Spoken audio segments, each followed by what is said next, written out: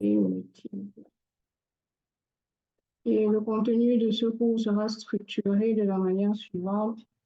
On va commencer par voir à peu près l'historique. Ensuite, nous aurons la définition de SVM. Puis, on va voir comment est-ce qu'il fonctionne. On va voir les types de vecteurs de support, puis les fonctions de noyau populaire dans SVM. On aura ensuite le domaine d'application de SVM et enfin, on va passer à la pratique comme à l'accoutumée. Bon. En ce qui concerne l'historique du SVM, bon, il faut savoir que les machines à vecteurs de support ou encore séparateurs à vaste marge sont sont une généralisation des classifieurs dérivés de la théorie d'apprentissage statistique par Vapnik et Tchernowski. Donc, ces techniques-là sont devenues populaires cette technique est devenue populaire depuis qu'elle a permis des performances égales au meilleur réseau neuronal artificiel pour reconnaître l'écriture manuscrite en partageant des images formées de pixels. Bon, les SVM intègrent des modèles. En fait, le modèle de SVM intègre l'image large. Donc, quand on parle de séparateur à vaste marge ici, c'est pour dire que notre modèle intègre les marges larges, intègre les fonctions du noyau, également les réseaux de neurones à base radiale. Alors, jusqu'ici, ça va, vous m'écoutez? Oui, ok, ça se poursuit bien jusqu'ici. Donc, en ce qui concerne la définition, les SVM, ce sont des techniques robustes de classification et de régression qui optimisent l'exactitude prédictive d'un modèle sans ajustement des données d'apprentissage. Bon, à partir de cette définition et concernant tout ce que vous avez vu jusqu'ici, est-ce que quelqu'un peut m'expliquer ce que cela signifie en termes simples?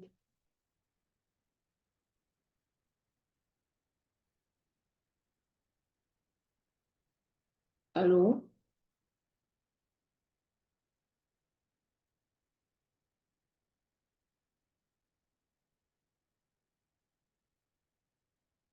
Allô?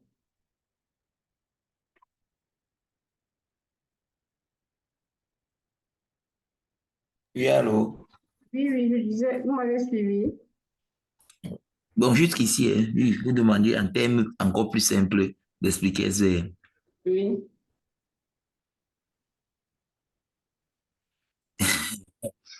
Bon, partant de l'introduction donnée là, je ne sais pas si on aura des mots encore En plus fait, comme simples. vous essayez de comprendre, en fait, quand on parle, par exemple, on dit peut-être optimiser l'exactitude prédictive d'un modèle sans ajustement des données d'apprentissage. Mhm. Vous entendez quoi par là?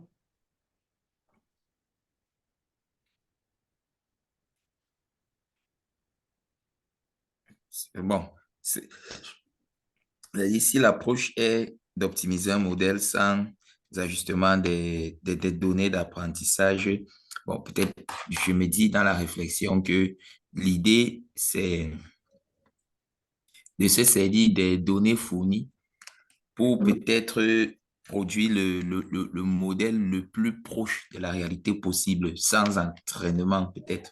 Moi, je sais pas, un truc comme ça. Sans entraînement, sans nécessairement euh, vouloir, sans appliquer les méthodes qu'on a vues précédemment, parce qu'il n'est pas question d'avoir des données d'entraînement d'une part et d'autre part des données de test, mais de se servir des données fournies pour justement, des données à disposition en tout cas, fournies pour justement donner un modèle qui va rester assez scotché à la réalité. Bon, peut-être c'est ce que je pourrais entendre et en dire. Bon, vous y étiez presque. Cette phrase, par exemple, d'habitude, en utilisant les modèles d'apprentissage habituels, on peut être confronté à des problèmes comme le surajustement. Vous savez ce que c'est? Bref, je vais poursuivre. Donc, le surajustement, c'est un problème qui peut survenir lorsqu'on a un modèle un peu trop parfait, qui apprend trop bien les données, de telle enseigne que même si il y a une erreur, le modèle est incapable de reconnaître, le modèle est incapable de reconnaître l'erreur. Donc, avec SVM, donc, c'est un type de modèle qui est moins sujet à ce genre de problème, car il possède ce qu'on appelle ici un hyperplan.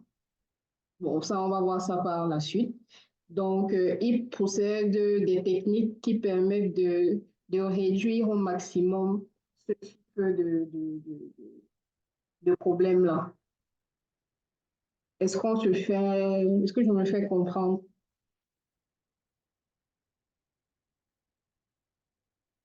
Allô? S'il vous plaît, j'avais la main levée. Oui, oui, je vous écoute. Mais si tout à l'heure vous parliez de surentraînement ou de surajustement. De surajustement. Donc, ça a une autre manière de parler de surentraînement. Oui. Ok, Il y merci a, bien. il y a un souci. Non, non, il n'y a pas de souci, c'est que je n'avais pas entendu le mot prononcé précédemment, mais Ah, la description faite par la suite me faisait croire que c'est surentraînement. Mais après, j'ai encore entendu surajustement revenir, c'est pourquoi je posais la question. ah, d'accord. Donc, l'objectif donc, de notre modèle, ça sera de trouver un hyperplan optimal dans un espace à n dimensions. On va séparer les points dans différentes places dans l'espace de fonctionnalité. Pour mieux expliciter cela, on va directement passer au principe de fonctionnement du SVM. Donc ici, par exemple, étant donné il y a plusieurs cas qu'on pouvait prendre, mais là, j'ai choisi de prendre un cas où nous avons un problème de deux classes linéairement séparables. Donc, en fait, on a plusieurs surfaces de décision qui existent pour séparer les classes. Donc, on se demande donc quelle est laquelle choisir. Là, on a plusieurs droites qui séparent différents points. Le problème d'apprentissage à deux classes linéairement séparables signifie que nous avons deux classes de données qui peuvent être représentées, en fait, qui sont représentées ici, là, par des points, là, on a des carrés, là, on a des ronds. Et donc, et qui peuvent être séparées par une ligne droite.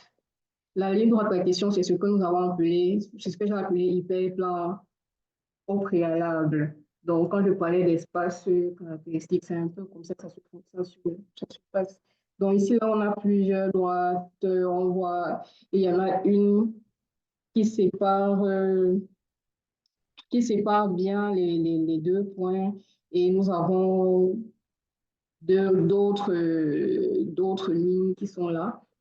Donc, comme je disais, l'hyperplan, c'est la limite de décision qu'on va utiliser qui est utilisée pour séparer les points de données de différentes classes.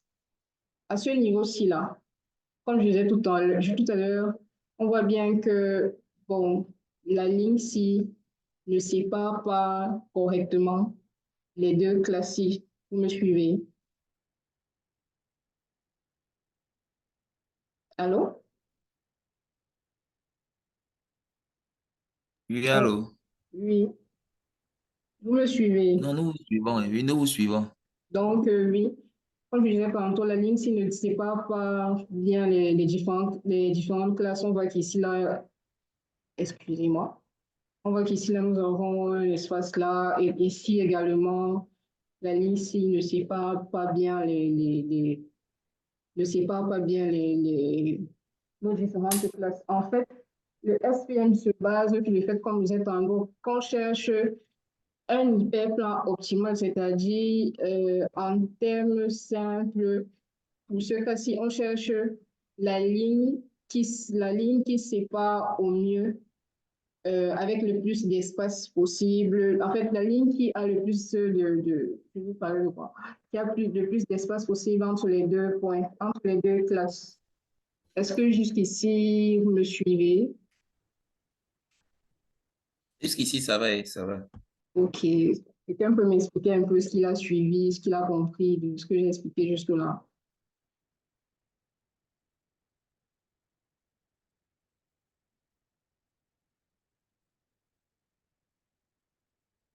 Allô?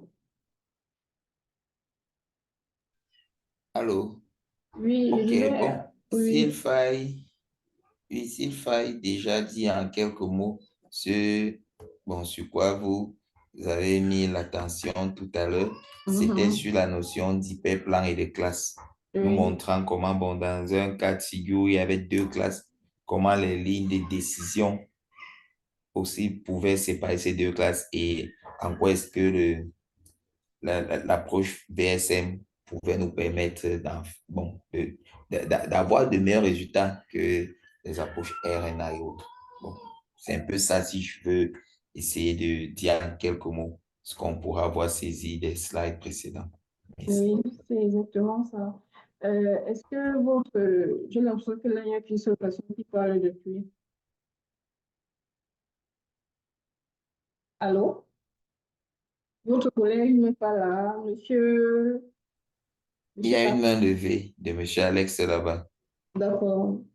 Oui, monsieur Alex. Yes, madam. Hello. Allô? Yes. What I've learned about the support vector machine is that it's a classification algorithm. Are you getting Allô? me? Yes. Yes. There is a classification algorithm that identifies the best hyperplane. That's a decision boundary. Bon, je vais essayer That's de... it. Ah, ok, allez-y. Are you getting me? Est-ce que vous pouvez reprendre, s'il vous plaît? Oui. Oui, allez-y. I'm saying that the support vector machine Oui. algorithm Mhm. is it's a machine model that identifies the best hyperplane. That is the decision boundary Mhm. that separate the two that separate data into two classes. Ok. Yes, that's what. Ok. Mhm. Ok, c'est exactement ça. Pour le moment, vous avez compris où j'essaie de vous amener. Donc, à ce niveau-ci, de manière un peu plus claire, on voit que là, on a deux classes. On a différentes lignes de décision. Il y a celle du milieu, il y a les deux autres qui sont de ce côté-là. Et donc, la marge maximale ici, là, c'est la distance entre notre hyperplan et le point de données le plus proche, donc ici, là. La distance entre notre hyperplan et le point de données le plus proche. Et comme je disais tantôt, l'hyperplan sépare les classes de données de manière à maximiser les marges entre elles. Donc, et vous voyez bien que ici, là, la marge est assez élevée comparée aux autres lignes que nous avons eues précédemment. Et donc là, les points qui sont ici, là, ce sont les vecteurs de support. Donc, ce sont les points les plus proches de la limite de décision. En fait, c'est grâce à ces points aussi qu'on arrive à définir notre hyperplan. Donc là, nous avons notre équation de séparation. Nous avons notre équation de séparation. Donc, l'hyperplan qui est ici, là, va séparer les données et maximiser la distance entre les classes, comme je disais tantôt.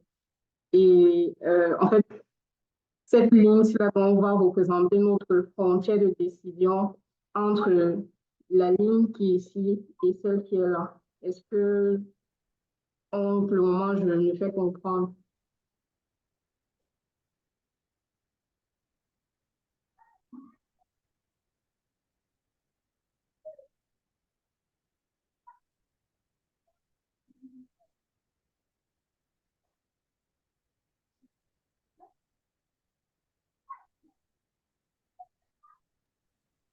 Non, pour moi, c'est bon, hein. Merci. OK. Monsieur Wenda. No, it's good, madam. OK. Donc, tout au long de ce processus, en ce qui concerne, en fait, tout au long en fait, à chaque fois qu'on utilise un algorithme de SVM, c'est en fait pour essayer de trouver cette ligne-là, comme je vous disais tantôt. Maintenant, ça dépend de l'espace dans lequel, en fait, du type de problème qu'on a. On peut avoir des problèmes qui sont linéaires, on peut avoir des problèmes qui sont non linéaires. Et là, il faut utiliser d'autres techniques. On peut avoir des problèmes de régression. Donc, en fonction du problème auquel on est confronté, il y a des techniques il y aura des techniques qui seront utilisées, mais toujours est-il que l'objectif, c'est de trouver notre hyperplan optimal. Alors, donc, vous me suivez? Non, ça passe bien, il n'y a pas de souci. OK. Donc, comme je disais tantôt, ça c'est ce que je vous expliquais tout à l'heure avec la marge maximale. Là, on a nos différents vecteurs de support. En réalité, quand on connaît déjà nos vecteurs de support, si les autres points qui sont éloignés ne nous servent pas à grand-chose parce que c'est grâce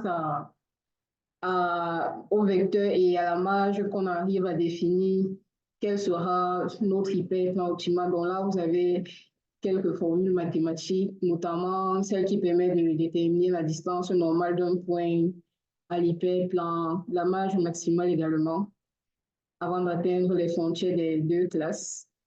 On a également une des formules qui nous permet de maximiser M. Et en fait, ça signifie on essaye de minimiser notre W tout en préservant le pouvoir de classification. Donc, c'est toujours la même lancée. Donc, maximiser le pouvoir de généralisation de notre classeur revient à trouver W et B, tel que vous le voyez là.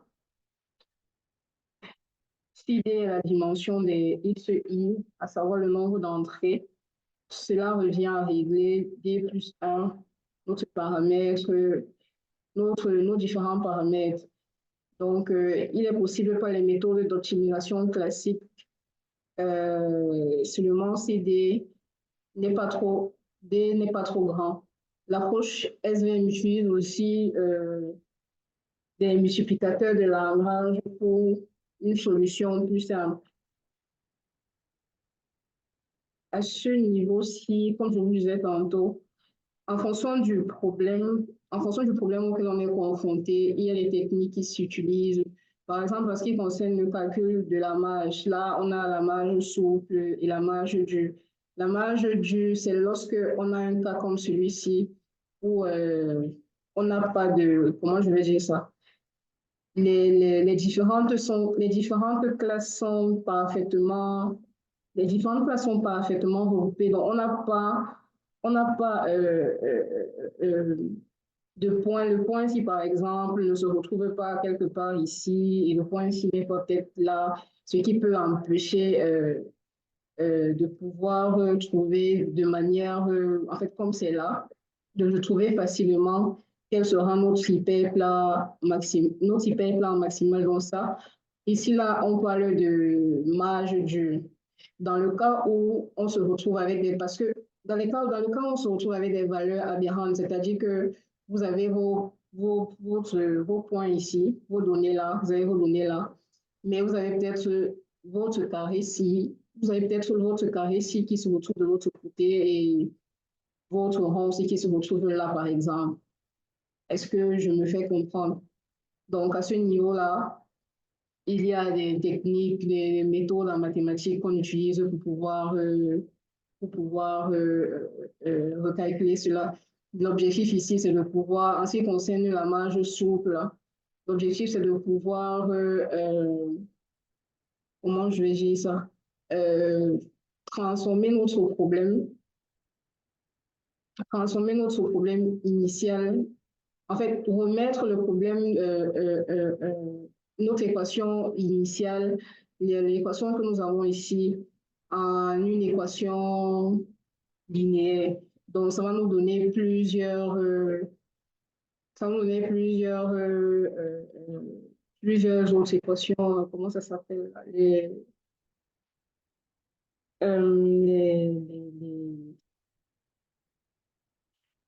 On aura une suite d'équations. J'ai oublié le terme approprié. Ben, toujours est-il que c'est de ça qu'il s'agit. À ce niveau-ci, on a également un autre type de problème qui est le problème double. Donc, un problème double, c'est un problème d'optimisation qui nécessite de localiser des multiplicateurs de langage. Donc, comme je disais tantôt, ce sont des méthodes mathématiques. Donc, ce sont des méthodes mathématiques qui permettent de trouver les points extrémaux, donc les points minimums ou les points maximum sur une certaine contrainte. Donc, à ce niveau-ci, c'est ça. Et pour ce type de problème, voici la méthode qui est utilisée. Alors, vous me recevez.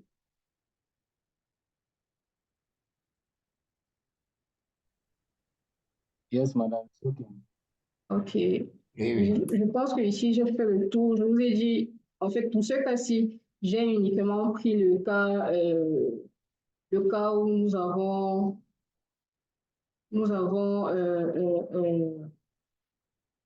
quand nous avons des classes linéairement séparables.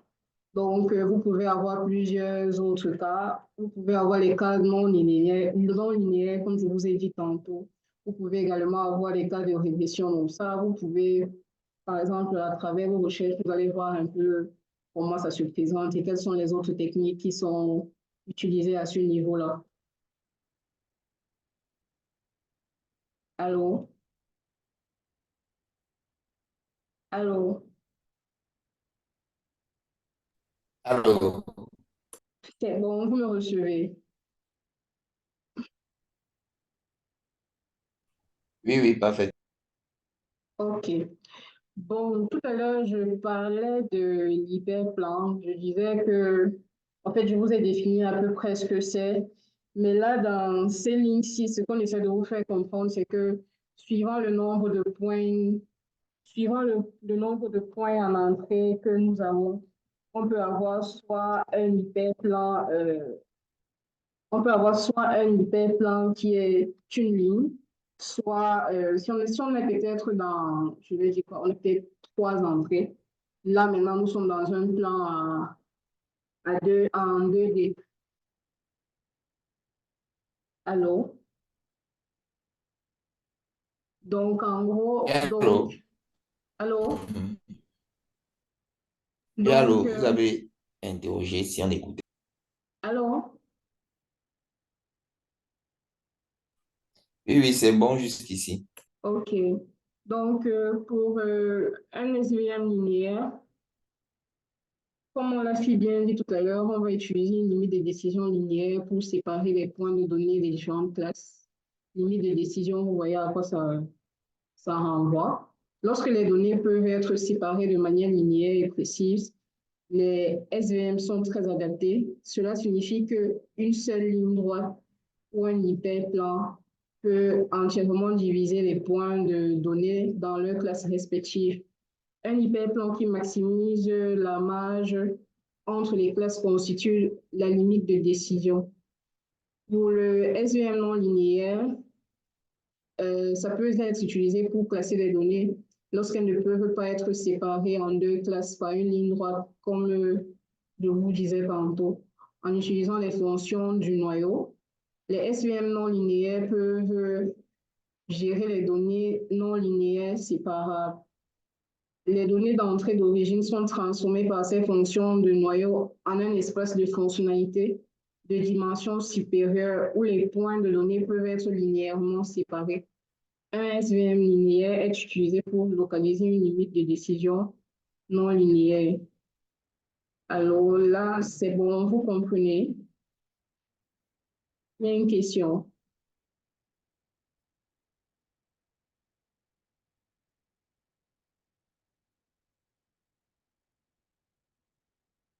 Allô?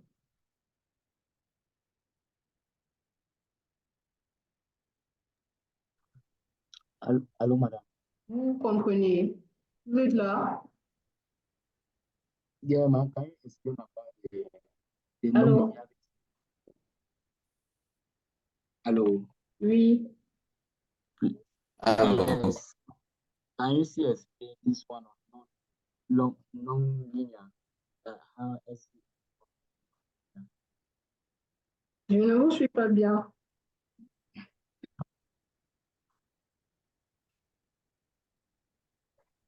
Je vais écrire. OK.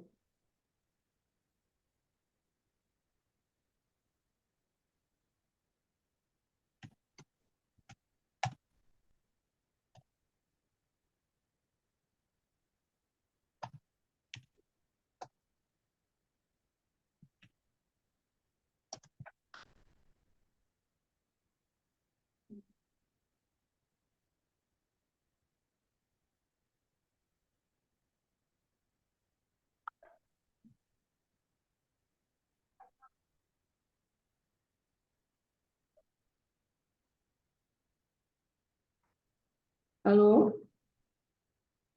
Oui, madame, j'ai écrit. Oui, oui, allô, oui. il a écrit, c'est bon. OK.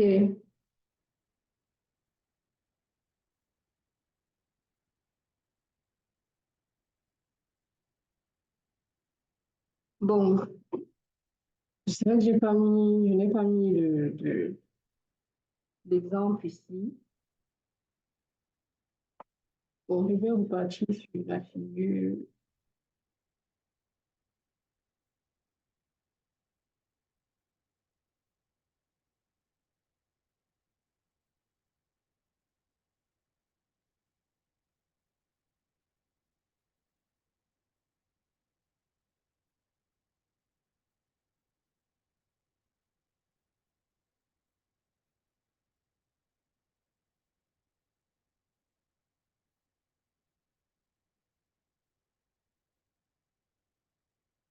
Donc, je vais prendre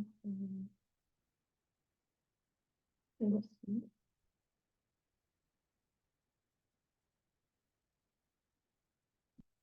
Donc, tout à l'heure, je disais tantôt que, en fait, vous avez compris quand je parlais déjà du cas non linéaire, je pense.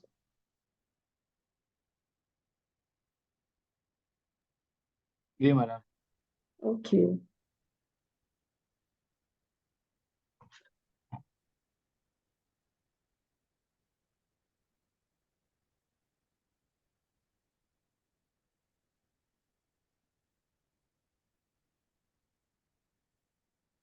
Bon, à ce niveau-ci là, étant donné que, bien évidemment, on ne peut pas procéder comme dans le premier cas, le terme que je cherchais tout à l'heure, en fait, je disais que pour pouvoir résoudre ce type de problème, il faut reformuler notre problème, il faut reformuler notre problème d'apprentissage. Donc, ça veut dire que au niveau même de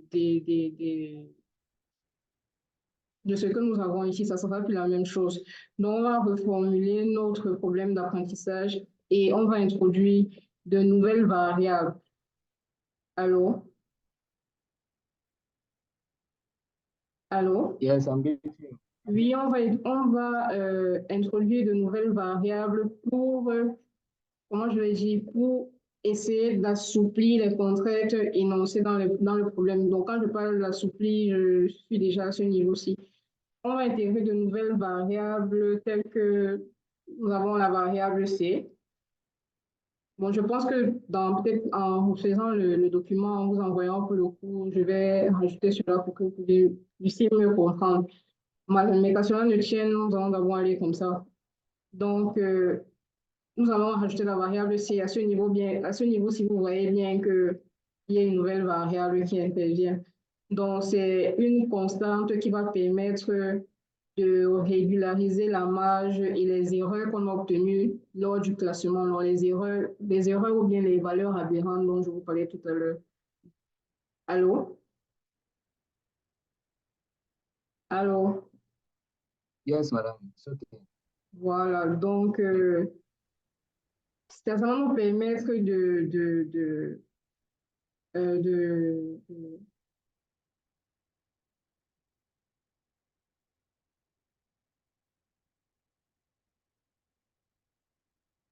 donc, ça va nous permettre, si je peux dire, d'écarter le plus possible nos droits termes. Donc, comme je disais, bon, pour reprendre, nous sommes dans un cas où on a des valeurs aberrantes là, donc nous sommes dans un cas non linéaire. Donc, pour procéder, on va modifier notre problème de base. On va passer maintenant à un problème où on introduit d'autres variables. Ces variables-là, ou bien bon, ces variables-là vont nous permettre de régulariser la marge d'erreur, la marge et les valeurs aberrantes ou bien les erreurs de classement. En gros, à ce niveau-ci, c'est comme ça que ça se passe. Donc, il y a d'autres techniques, il y a plusieurs, comment je vais dire, il y a plusieurs techniques toujours en mathématiques qui interviennent là. Allô? Est-ce que vous avez quand même pu comprendre?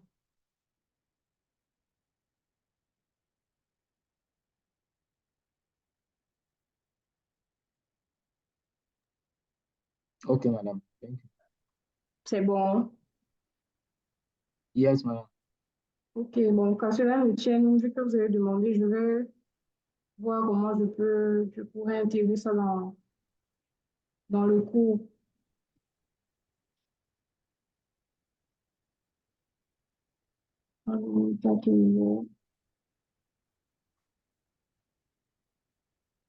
Donc, la fonction du noyau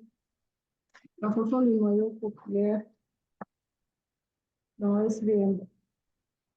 Donc, le noyau SVM, c'est une fonction qui va prendre un espace d'entrée de faible dimension et le transformer en espace de dimension supérieure, c'est-à-dire qu'il convertit les problèmes non séparables en problèmes séparables. Il est surtout utile lors des problèmes de séparation non linéaire. En termes simples, le noyau effectue les transformations de données. Donc, comme je disais tantôt, voilà pour un problème peut-être où le noyau, on a un noyau linéaire, voilà la formule qui va être appliquée. Lorsque le noyau est polynomial, voilà la formule, etc. Allô?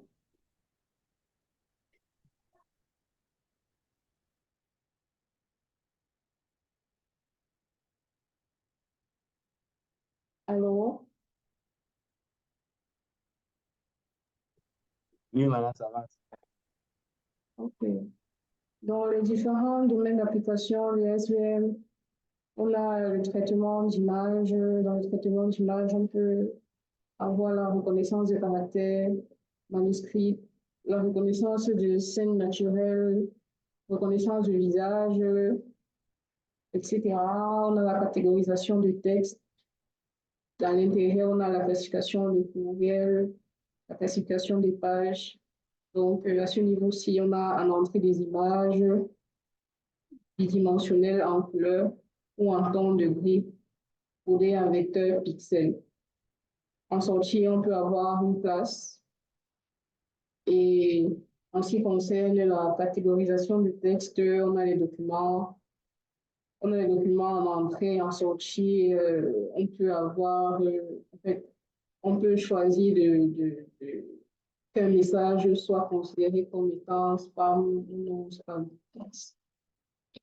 Et ensuite, nous avons également le diagnostic médical. Donc, l'évaluation de risque de cancer, la détection d'arythmie cardiaque et l'évaluation du risque d'accident. Donc, ça sera tout pour la présentation. Est-ce qu'il y a des questions?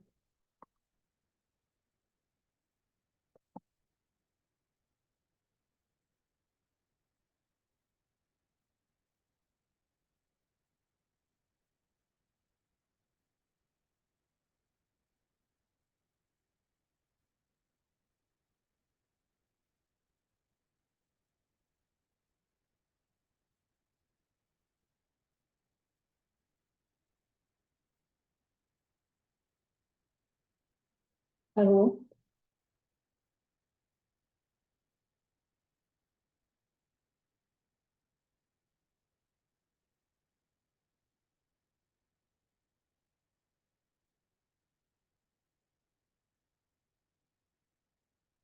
Allô?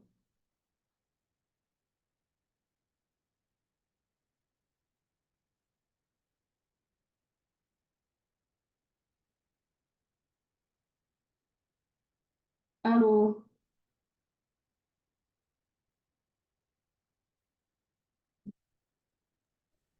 Oui, madame, C'est bon. c'est bon. Donc, grosso modo, est-ce que chacun d'entre vous peut me dire à peu près ce qu'il a compris? Ok.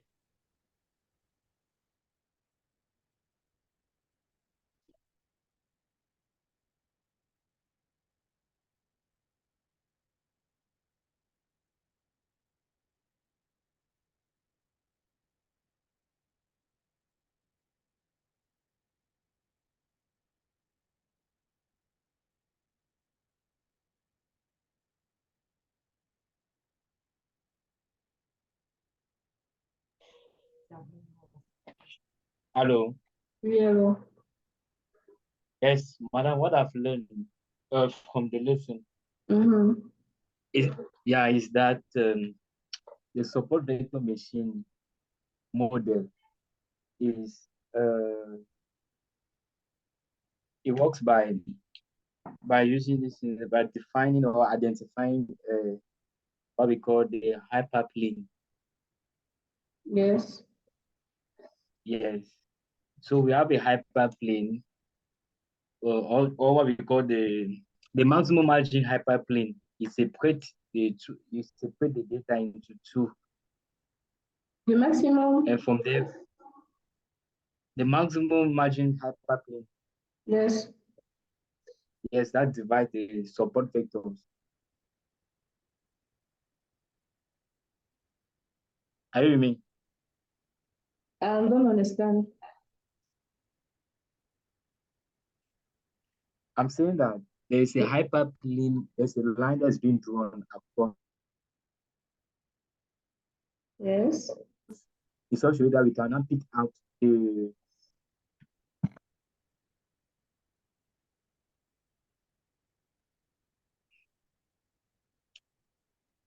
let me write. OK.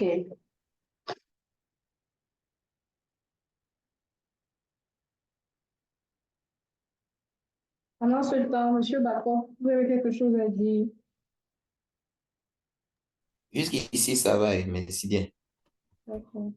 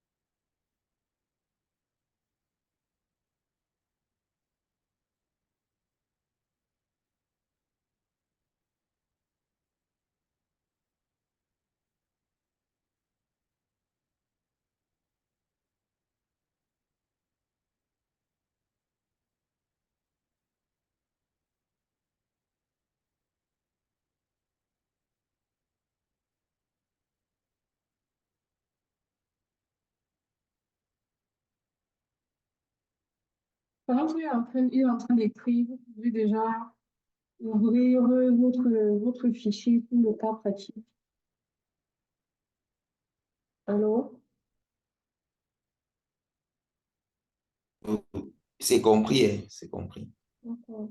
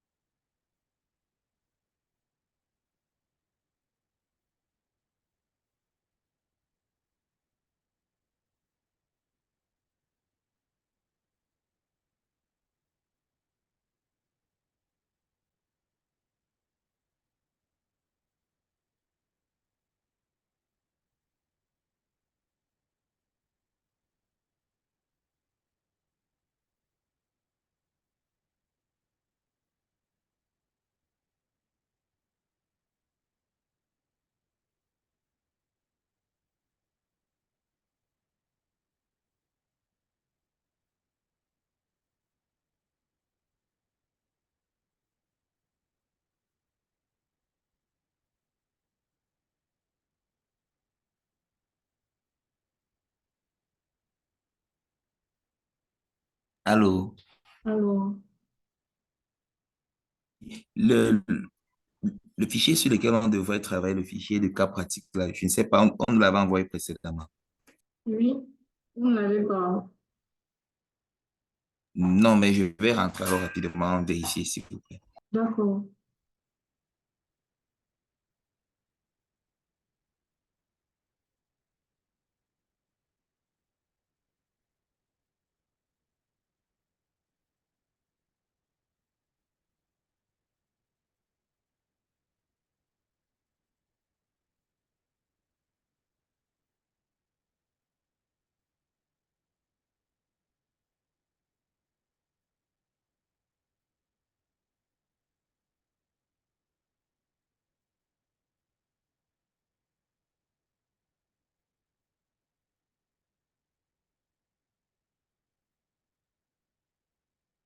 Alors, Monsieur Buenda.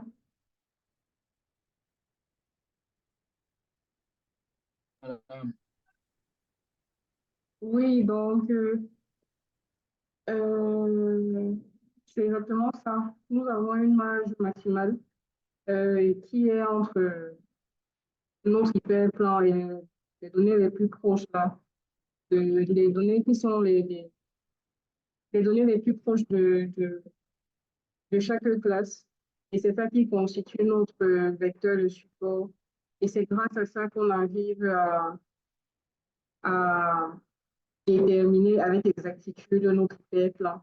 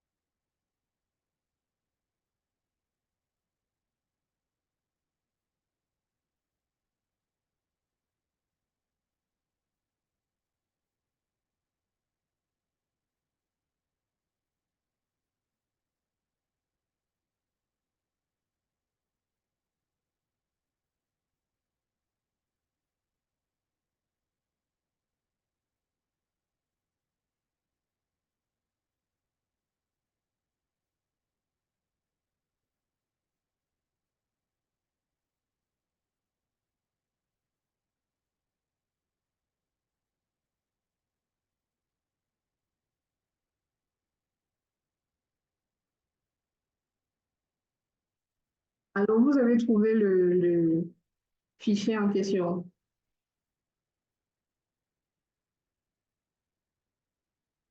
Allô? Moi, non, hein, je ne vois pas, s'il vous plaît. Attendez un peu une minute. Monsieur Bouenda, je pense que avec je vais dire quoi, le projet, demain, on pourra prendre des exemples pour voir un peu clairement comment ça fonctionne.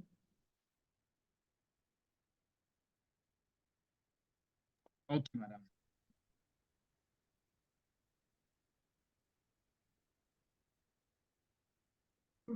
Monsieur Bouenda, essayez aussi de regarder votre fichier. Ouvrez votre fichier. Oui, je suis parti dans le dashboard. C'est dans le dashboard. Non, on vous a envoyé ça par mail. Ok.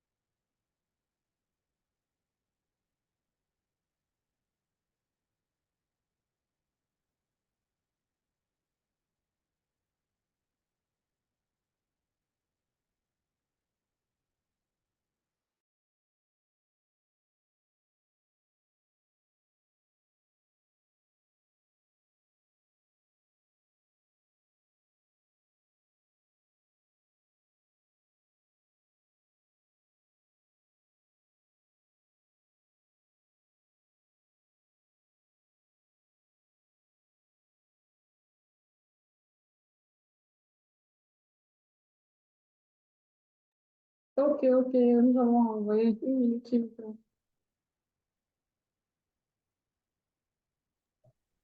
Ah, je n'ai pas vu. Avancez.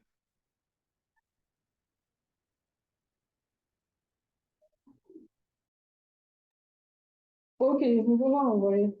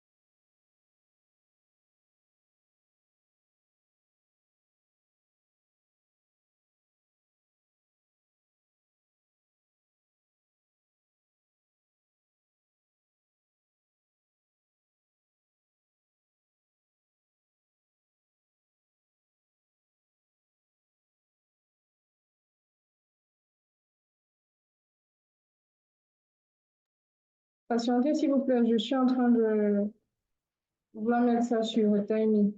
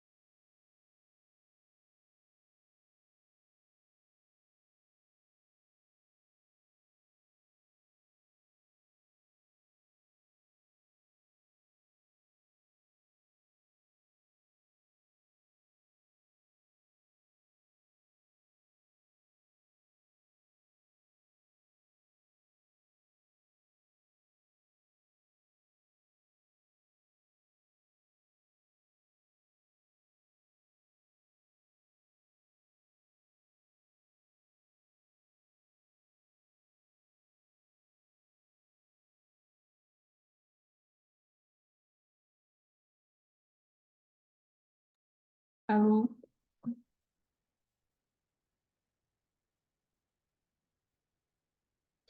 Yes, madame. Ok. Désolé pour le contretemps. Regardez un peu vos différentes plateformes, vos dashboards. On vient d'ajouter le cours, du moins le fichier en question.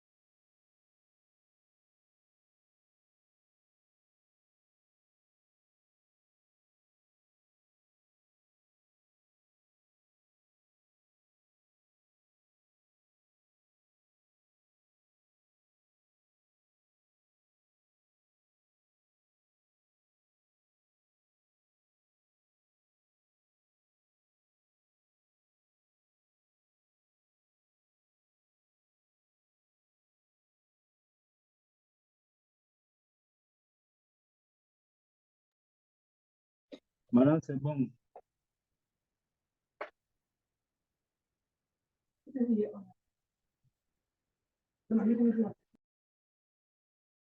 Ok, s'il vous plaît.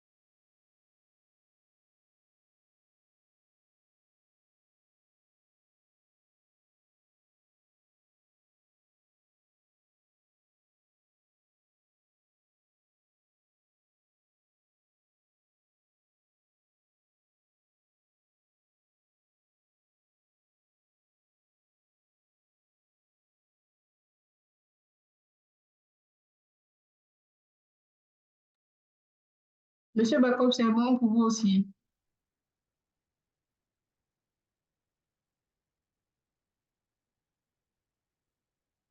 Allô?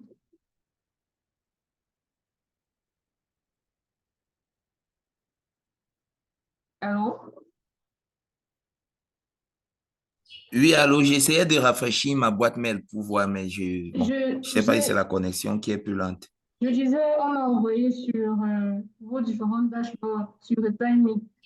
Ah, retiming, d'accord, d'accord. Je vais plutôt ouvrir là-bas.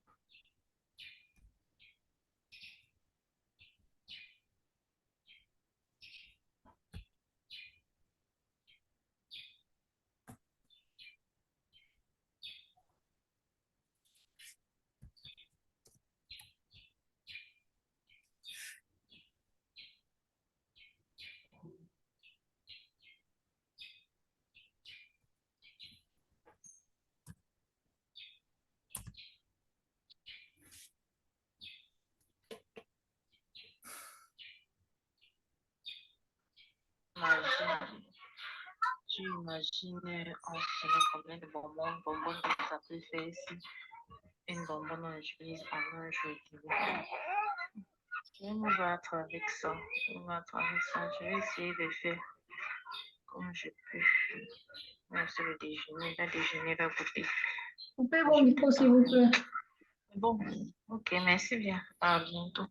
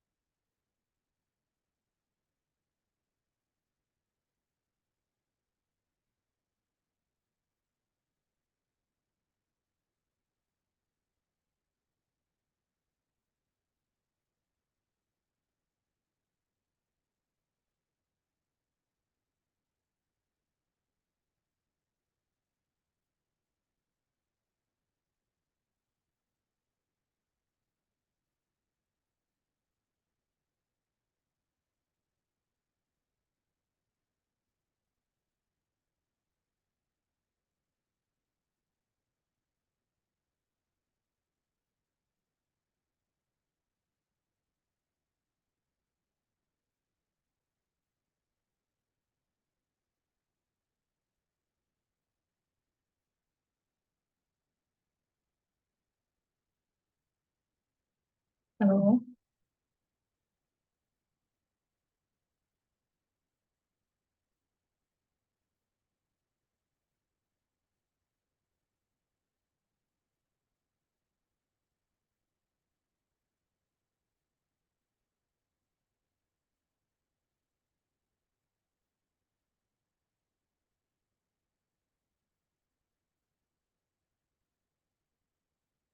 alors c'est bon. On devait terminer à 15 heures. On a eu beaucoup de contretemps. Allô? Oui, madame. Vous avez pu avoir le fichier? Oui, yes. Ok. On va y aller rapidement pour essayer de terminer.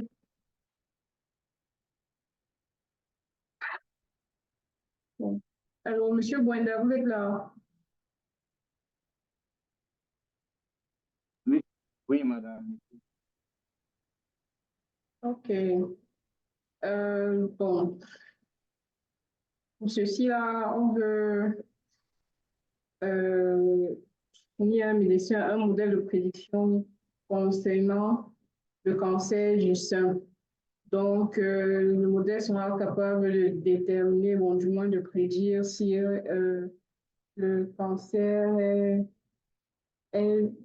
est malin ou bien c'est béni, un truc comme ça. Je n'arrive plus. Excusez-moi, c'est la fatigue. Donc, vous avez commencé à exécuter déjà. Déjà pour les différentes bibliothèques, si vu que ce sont les mêmes avec lesquelles on travaille depuis, je suppose que chacun d'entre vous sait comment ça fonctionne. Alors, Oui, madame. Oui, c'est bon. c'est bon. Donc, vous commencez à exécuter. À ce niveau-ci, là, on va importer l'ensemble des données concernant le cancer du sein à partir de la bibliothèque SQLine contenue dans le module dataset. Donc, on exécute. Ensuite, on a on crée une nouvelle variable qui va contenir notre, notre dataset. Alors, c'est bon, vous me suivez. Bon, madame. Mais, Nous vous suivons correctement. OK. allô, madame. Oui, alors, Le data, c'est en ligne. On fait ça en ligne pour le cancer. allô? Je demande le data, si ça sort en ligne. On fait ça en ligne. Comment importer ça? Là, on importe ça à partir de la bibliothèque que nous avons là.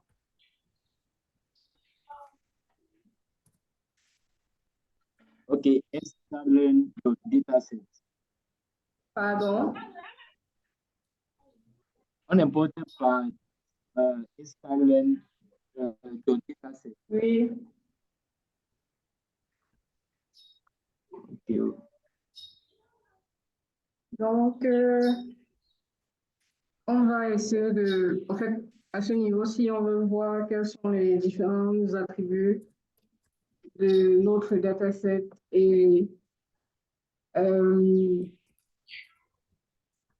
fait, notre dataset contient les différentes informations aussi. Ce sont les clés, des attributs de notre dataset. Donc, ce dataset-là contient des informations telles que data, target frame, target name, DESR, features name, file name. Data-ci, ça correspond aux caractéristiques physiques des tumeurs. Target, c'est le diagnostic des patients, donc, à savoir si le cancer malin ou bénin. Ensuite, nous avons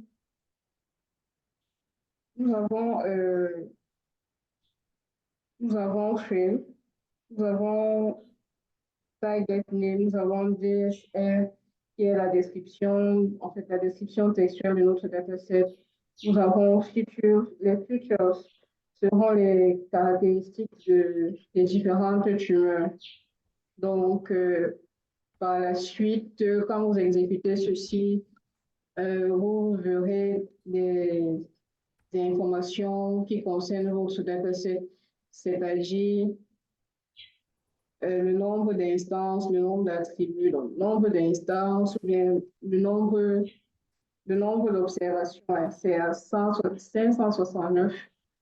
Les variables ici, nos variables là sont en fait, les éléments de nos variables sont numériques. Et les informations de ces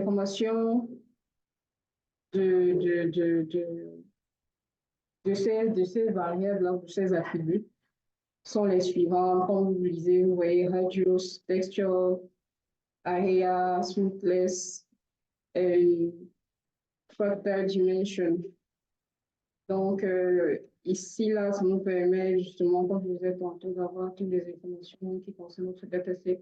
Là, on voit qu'on a deux classes. Malignant et bénigne. Donc, c'est à peu près tout ce que fait cette commande-ci. Donc, à chaque fois, on essaie juste de voir les éléments constitutifs de chacun des attributs dont nous avons parlé plus haut. Features, name, comme on disait tantôt.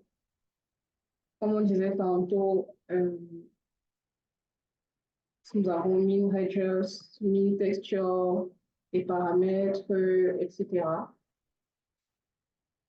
Donc, ici, c'est un peu ce qu'on essaie d'afficher pour voir clairement quels sont les éléments constitutifs de notre dataset. À ce niveau-ci,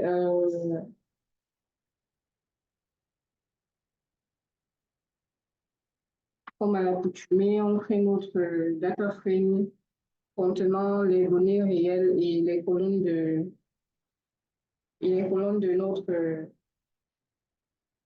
data frame, et non les colonnes de notre data frame. Ensuite, la commande si on peut afficher les différentes informations. Donc, 569 entrées.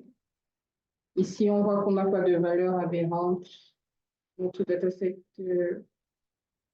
est propre. Par la suite, on affiche notre target. Donc, comme je vous ai dit plus haut, c'est en fait comment je vais dire ça, les caractéristiques ou le diagnostic des patients, à savoir si 0, par exemple, c'est pour dire que la personne n'a pas le cancer, 1, c'est pour dire que la personne a le cancer. Et là, on a 0 et 1 justement parce qu'on a deux classes. Si on en avait plusieurs, ça devait être 0, 1, 2, 3, etc. Donc, à ce niveau-ci, c'est ce que nous avons fait tout à l'heure avec les données. Donc, on affiche notre target et la colonne contenant le cancer. Donc, ensuite, on essaye de regarder les informations contenues là-dedans. C'est bon, vous exécutez au fur et à mesure, vous voyez.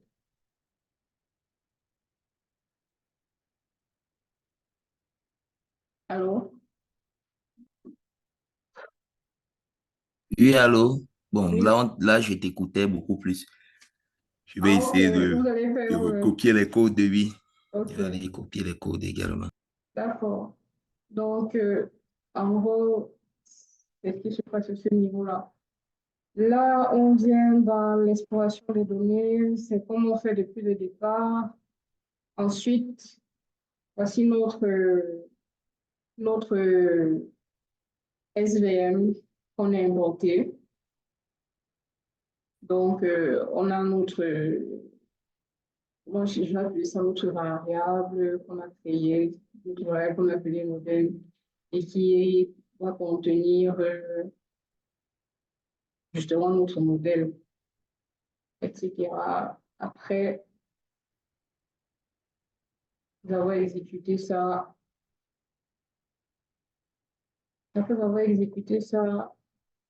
c'est ce qu'on obtient.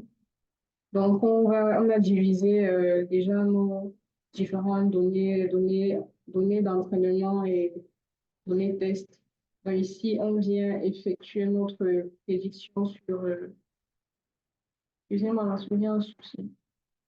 Donc, ensuite, ici, on vient effectuer,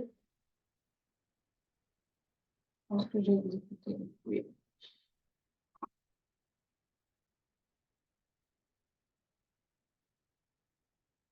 Donc, on vient effectuer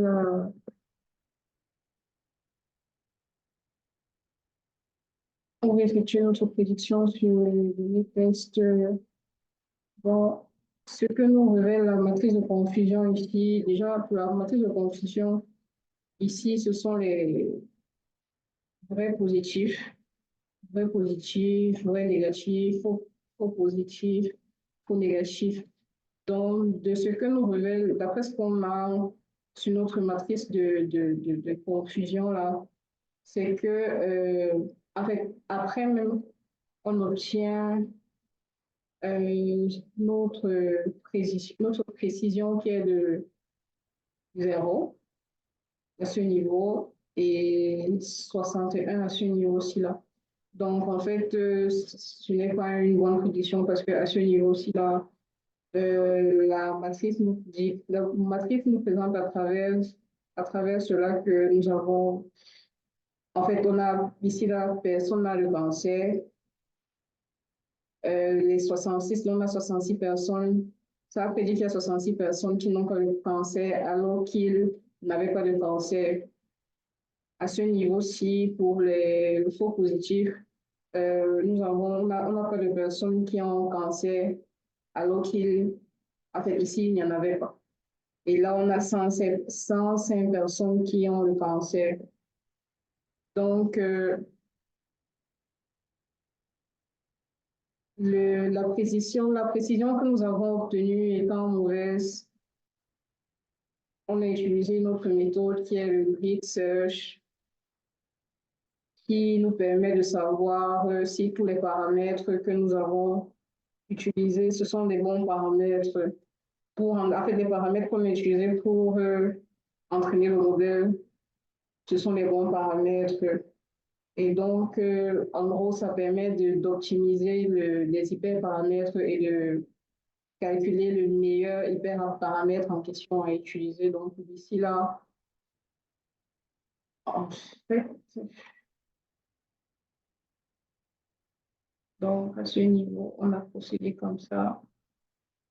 Arrivé là, on se rend compte que le meilleur paramètre, le meilleur paramètre, justement, c'est C qui est 10, gamma qui est 0,001 et notre kernel.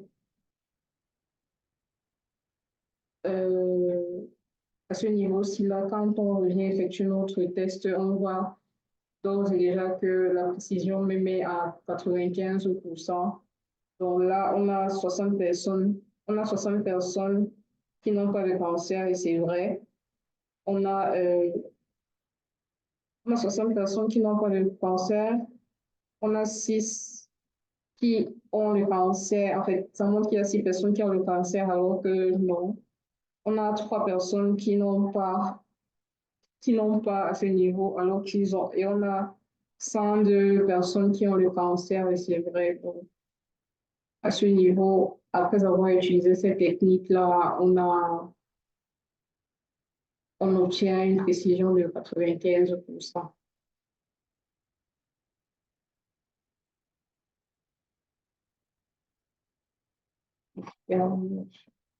Allô?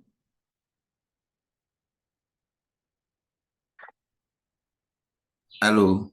Oui, allô? Bon, en exécutant vous-même, je pense que vous allez mieux comprendre. Vous allez mieux comprendre.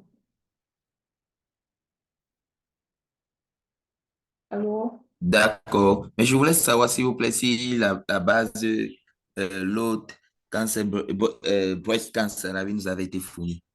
Parce que là, je peux exécuter les Non, codes, mais vous allez essayer, ça va fonctionner.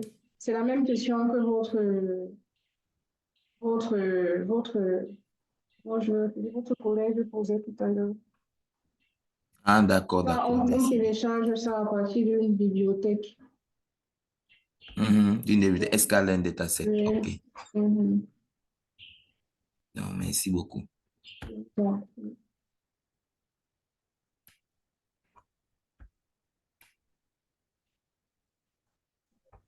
Allô? Donc, Allô, madame? allô? Oui, madame. Oui, Oui, oui. madame, j'ai un souci là. Oui, Allô? oui. Oui, comment on a su qu'on a le même nombre le même nombre de classes, c'est-à-dire on a des bénins et malins qui sont égaux. Parce que en entraînant notre modèle, ça peut faire une mauvaise prédiction parce que we have an imbalance of data sets. On peut avoir plus de bénins et moins de malignants et ça peut faire la prédiction ça ne doit pas être exact ou bien accurate. Comment on peut résoudre le problème? Allô?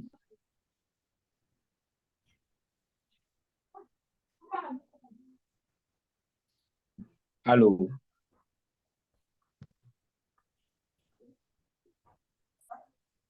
Allô? Oui, allô? Oui, oui, c'est ma Alors, je ne question. vous suivais plus, ça dérangeait. Madame, ma question c'est comment on résout le problème de quand les datasets ne sont pas égaux, parce qu'on a deux classes, on a Malina et Benign. Et si les datasets ne sont pas, peut-être que si on a plus de Benign que de Malina, en entraînant notre algorithme, Je ne sais pas si ça va prédire, ça va nous donner une bonne prédiction. Voilà ma question. Ok, j'ai essayé de comprendre ce que vous avez dit.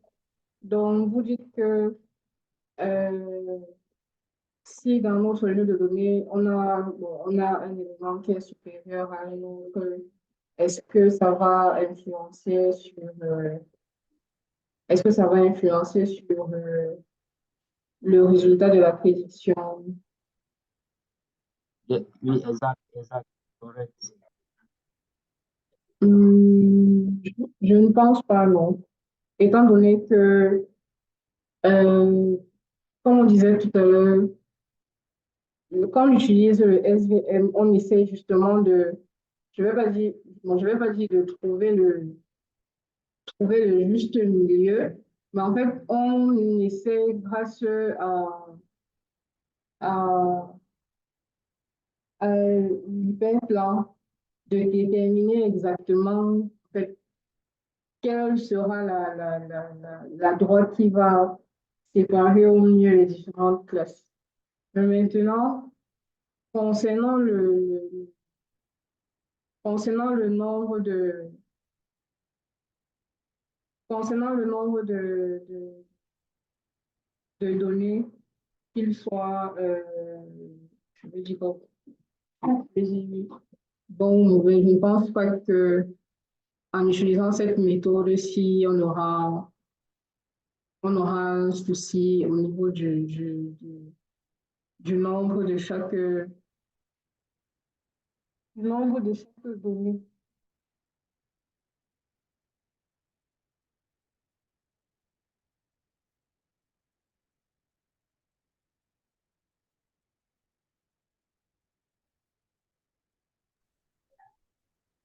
Ok, madame. Ok. C'est bon pour tout le monde.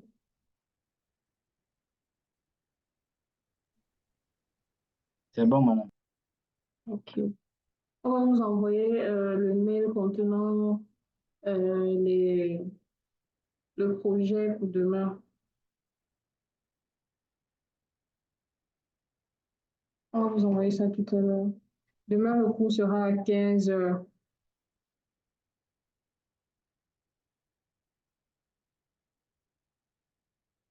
Allô? Madame. Oui, allô, c'est compris. 15 heures du Cameroun. Oui, oui. D'accord. Passez une bonne soirée.